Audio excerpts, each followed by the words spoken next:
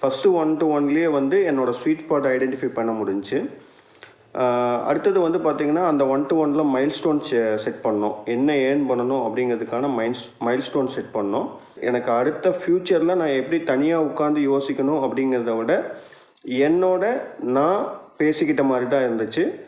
என்னோடய மென்டார் கூட பேசினேன் அப்படிங்கிறத விட இதை பண்ணுனா என்ன ஆகும், இதை எப்படி அடுத்த லெவலுக்கு கொண்டு போக முடியும் அப்படிங்கிறத என் கூட நான் பேசி முழுமையாக நான் டெசிஷன் எடுத்த மாதிரி இருந்துச்சு. இது என்னோடய பிஸ்னஸ் க்ரோத்துக்கு ஹை லெவல் ஆஃப் இம்ப்ரூவ்மெண்ட்டுக்கு எனக்கு ஹெல்ப்ஃபுல்லாக இருந்துச்சு.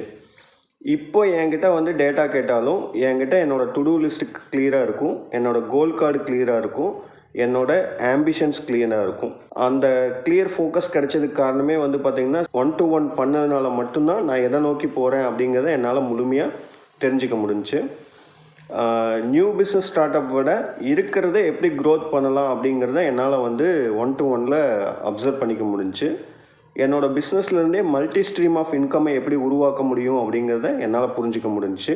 என்னை நான் பாலிஷ் பண்ணி அடுத்த ஸ்டேஜுக்கு மந்த்லி 10 lakhs rupees இன்கம்காக இது கொண்டு போகிற மாதிரி ஒரு 1-to-1ஆக இருந்துச்சு.